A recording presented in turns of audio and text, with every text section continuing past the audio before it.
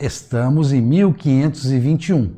Portugal é o primeiro império global e até esse momento é o maior deles.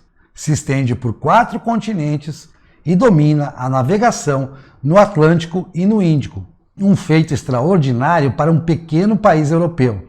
O rei é Dom Manuel I. Ele é bisneto de João I e neto de Dom Duarte. É, portanto, um legítimo Avis. João I foi o fundador da dinastia Avis. Manuel I passaria por um homem comum. Não era extraordinário em nada, mas foi um rei equilibrado e soube escolher seus homens, os homens certos para as horas certas. Foi ele que escolheu Vasco da Gama, que chegou à Índia. Foi ele que escolheu Francisco de Almeida, o vencedor da Batalha de Dio. Foi ele que escolheu Afonso de Albuquerque, o mestre da guerra e da governança do conquistado. Manuel I soube fazer boas alianças na Europa, manteve-se em paz com a vizinha Castela. Editou uma espécie de constituição, as Ordenações Manuelinas, um texto equilibrado e avançado para seu tempo. Ouviu as cortes, uma instituição democrática que garantia a voz tanto à nobreza quanto ao povo, representado por suas cidades. Olhando para Portugal e para o mundo em 1521, tinha-se uma bela imagem daquele país, fundado em 868, mais de 6 séculos de existência e crescimento contínuo.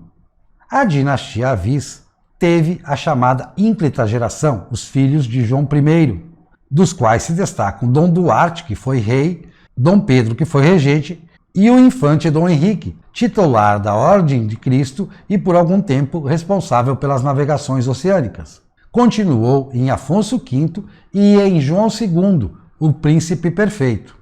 Manuel I morre em 1521, deixando 9 filhos vivos. Tinha tido 13, com suas 3 esposas, 2 filhas e uma neta de sua prima em primeiro grau, Isabel I de Castela. Esses 9 filhos, em conjunto, formam uma geração desafortunada. Os infortúnios da geração Avis, filha de Manuel I, porão o reino a perder, porão o império a durar menos de 100 anos. Um império que a essas alturas tinha uma extensão maior do que tivera qualquer outro, do que o Império Romano, que lhe servia de inspiração. Mas como isso aconteceu? Vamos lá, um por um. Manuel I teve 3 filhas mulheres. 2 se casaram com estrangeiros.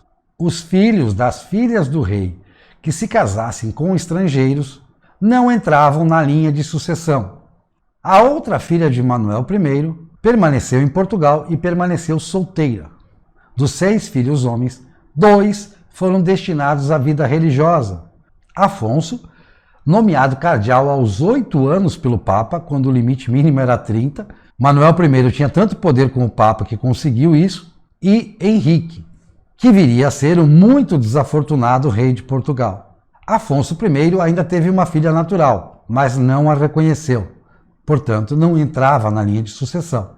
O cardeal Dom Henrique sequer teve filhos. Restaram 4 filhos destinados a fazer a geração seguinte dos Avis. Luís, aparentemente, era o mais letrado e inteligente deles. Frequentava saraus, esteve com Carlos V na luta contra os turcos. Foi um ótimo embaixador de Portugal. Passou uma boa impressão, mas não se casou nem teve filhos. Aliás, teve Antônio, prior do Crato. Esse Antônio chegaria a disputar a sucessão, mas não foi aceito pela nobreza de Portugal.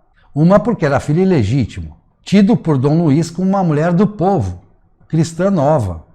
Outro motivo para Antônio, filho de Dom Luís, não ser aceito como sucessor era seu histórico de má gestão das finanças do priorado do Crato e seus modos pouco refinados para um rei.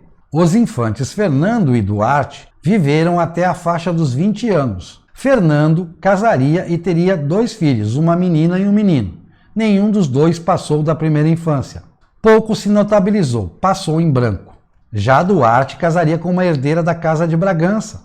Teria 3 filhos, 2 meninas e um menino.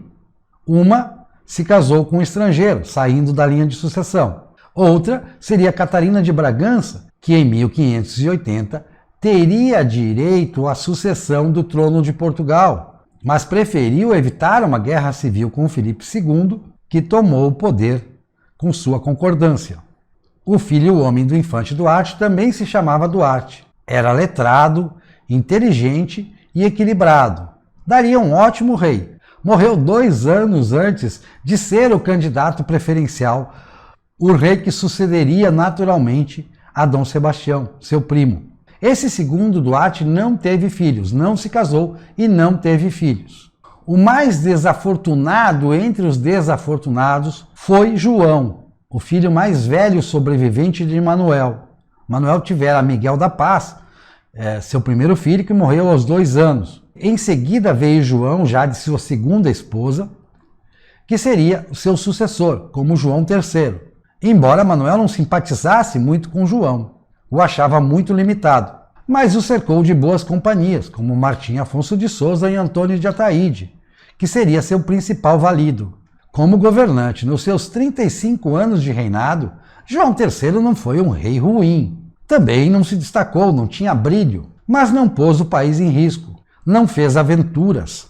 Governou com equilíbrio, ainda que as decisões não partissem dele, porque ele era melancólico, deprimido, não gostava de tomar decisões. Acabava ouvindo mais seu círculo íntimo, encabeçado por Antônio de Ataíde, que ele fez conde da Castanheira, e a esposa, Catarina de Áustria, que era sua prima e mais um pouco. Tinha vários laços de consanguinidade, João III e Catarina de Áustria. João III teve pelo menos 2 filhos ilegítimos. Esses foram saudáveis.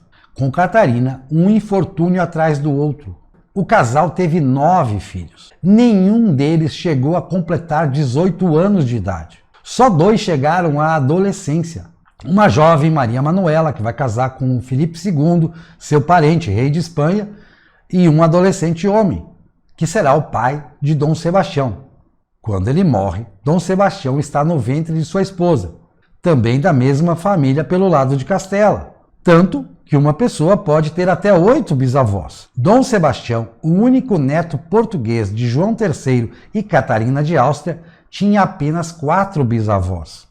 Era o prenúncio de problemas, que efetivamente aconteceriam. Isso a gente vai tratar mais em outros vídeos. Tem a biografia de Catarina de Áustria aqui no canal e tem a biografia de Dom Sebastião aqui no canal. Por hora fica o registro. Se a dinastia Avis teve sua ínclita geração, se ela começou tão bem e se desenvolveu melhor, se essa dinastia é responsável pela formação do primeiro Império Global, pelos feitos dos descobrimentos, ela mergulha em infortúnios sucessivos na sucessão de Manuel I.